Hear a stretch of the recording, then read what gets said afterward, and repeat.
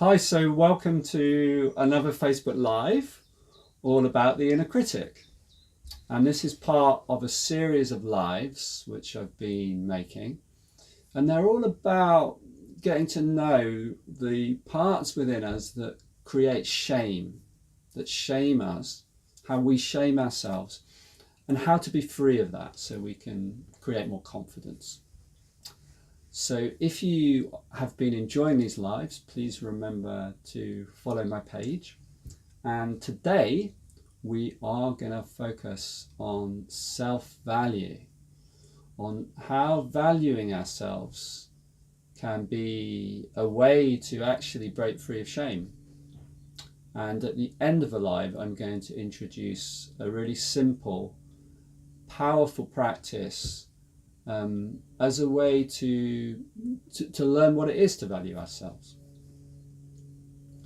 And to begin with, we're going to look at like the counter to self-value, which is this process that we all seem to do of judging ourselves and inquiring a bit, well, why do we do that? Why do we do this process of self-shaming? Because it's so unuseful, and it's really crazy how much it can cripple us and hold us back. For sure, I've had a pretty strong experience of that in my life. I think probably the strongest for me has been approaching women, and there was a time where I just could not approach. I was completely tongue-tied, completely held back and stuck. And then afterwards I would beat myself up for, from not having the courage to do that. And of course, to begin with, I didn't have an awareness that that was a process of self-shaming that was happening within me, that was holding me back, and that was attacking me afterwards. And I developed various little tricks to try and be more confident, which I don't think were very successful, because I couldn't let myself be seen. I couldn't let people see me. And that was a lot to do with the judgments that I was throwing at myself. So just an example, but I think there are many ways for everyone where there's places they've been held back in their lives. So why do we do this? Why do we shame ourselves? And we looked at briefly in the previous one of the previous lives about how this is a self-protective mechanism, but it can be very strong, the way that we're kind of stuck in it, and particularly for some people, and it's definitely the case for me, that it's almost had an addictive quality to it, and to go back there to like this process of beating myself up. And even when I was kind of doing this work and weaning myself off shame, I noticed there would be like a period of time, like a day, where I would actually be quite nice to myself and give myself a bit of a break. And then it's like it would come back full force, almost to make up for that period of time.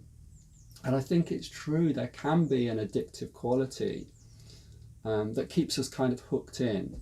And I think it's quite useful to look at shaming in that way, to kind of understand it a little bit better.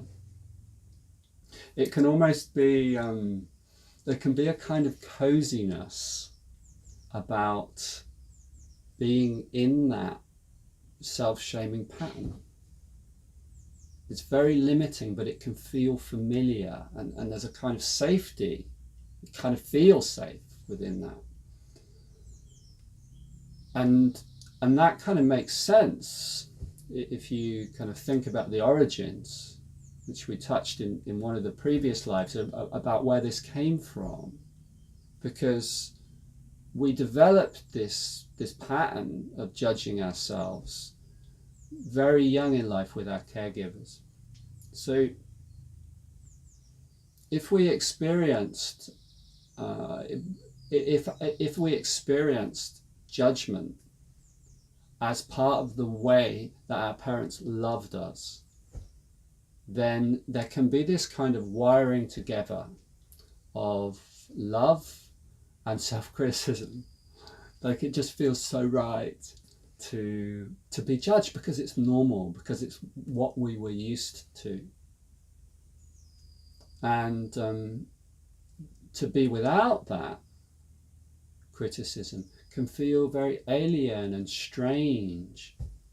And I've certainly experienced this as I've started to disengage from my critic. It can feel uncomfortable, strangely, even though it's more free. And there can even be a stronger layer, and I don't think this is the case for some people, but it certainly was for me, that there was almost something that was that felt good about going back to really beating myself up. Like I'd give myself a break and then I'd really lay into it again. And it was only when I really got to know these dynamics and to know my critic a little better that I realized that he actually really liked it. He liked laying into me. And it was really about an experience of power that I was having internally. There was like a power dynamic where between the critic and my reaction to it, and a way of feeling powerful that was very addictive. And I think I only really started to break that pattern when I found other ways of expressing my power. So within doing exercise and sport, within my work, like a big part of my work used that kind of power. Within my sex life, enjoying my sex. So lots of ways that this power got expressed, and then it's like it wasn't necessary to keep going back there to the old addictive pattern. So the kind of energy was getting used for something else, for something that was more valuing of me, more what I actually want to do and be in my life. And I think it's important to say that this kind of like process of disengagement, for me, it certainly wasn't comfortable all the time, and it still isn't. You know, when I really follow my heart and disengage from my critic and do what I want to do, it can feel very spacious and free, but also like that familiarness, that coziness is kind of missing. And there's less drama, there's less internal drama and fight going on within me, but there's more intensity. So it's like there's more of that energy that's actually getting expressed in different ways in my life. And that can feel pretty intense. So there's less excuses for procrastinating, and there's a lot more kind of energy coming through me. And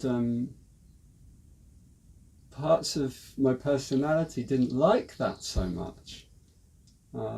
Particularly if you've got a kind of identification, which I did, with being quite quiet and calm, then the ego like doesn't tend to like it when some more of these strong energies are kind of coming through and want to be expressed. So part of this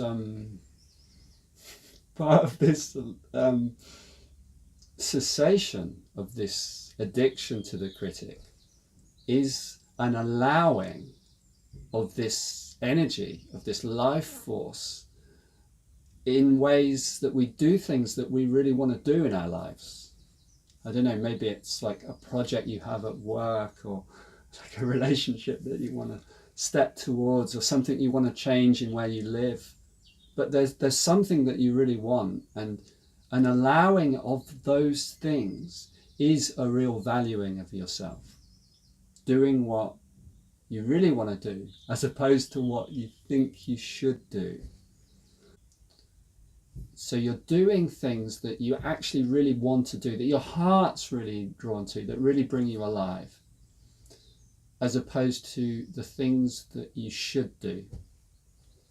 And one of the inquiries I did actually as part of this process was to really inquire with everything I was doing during my day, what is the driver?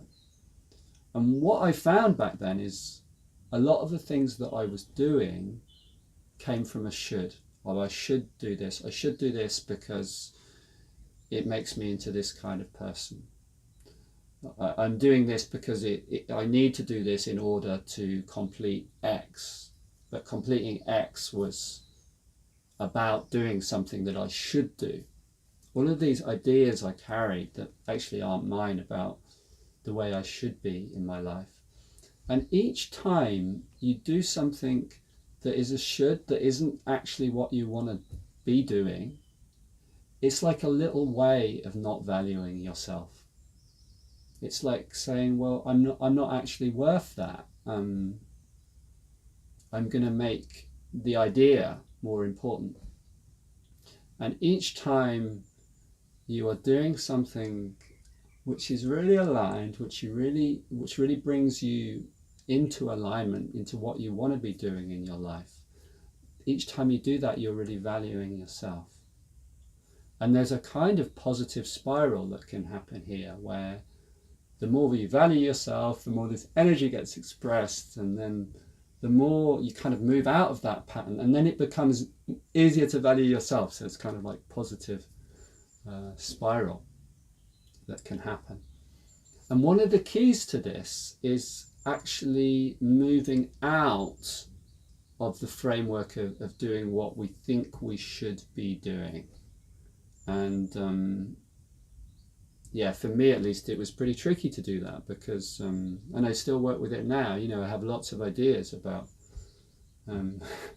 ways I should be in the world, and should can drive my actions.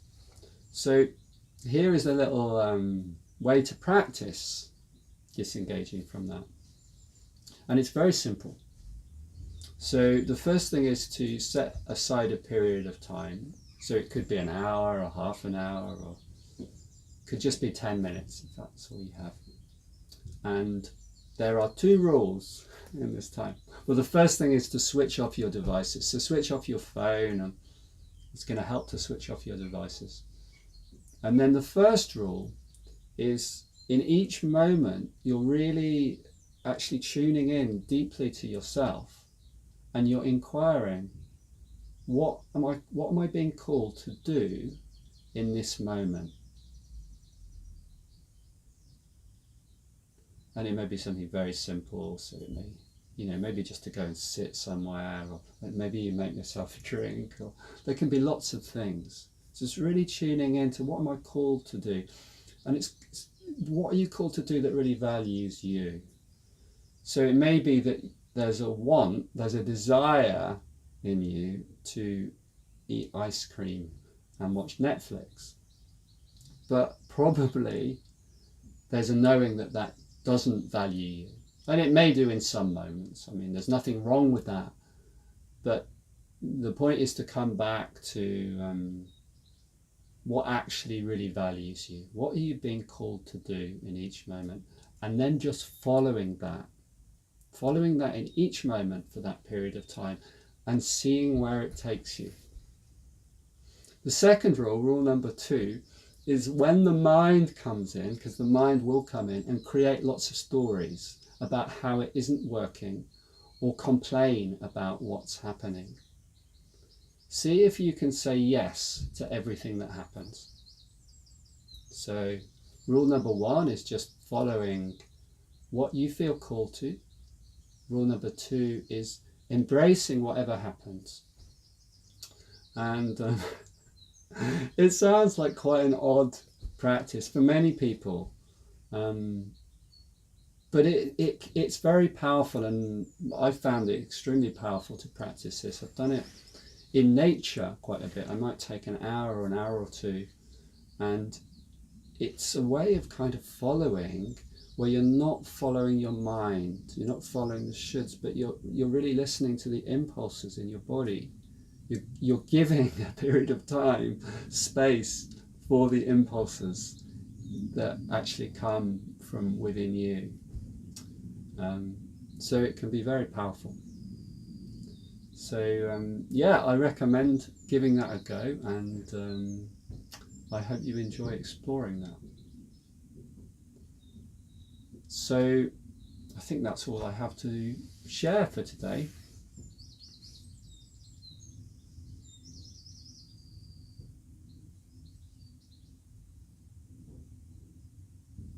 Yeah, maybe just a quick recap that there seems to be a way that we can be caught up in this pattern of self-shaming, like almost like a compulsion or addiction, and it can feel very cozy. And one of the things that brings freedom from that is actually finding ways to express ourselves that are what we really want to do, so that really value us. And yeah, it's an ongoing journey. It's an ongoing journey for me, you know, in each day kind of listening, like and learning to discern the impulses. But it's a very powerful way of working. So I will be back in a couple of days with another Facebook Live, and I shall see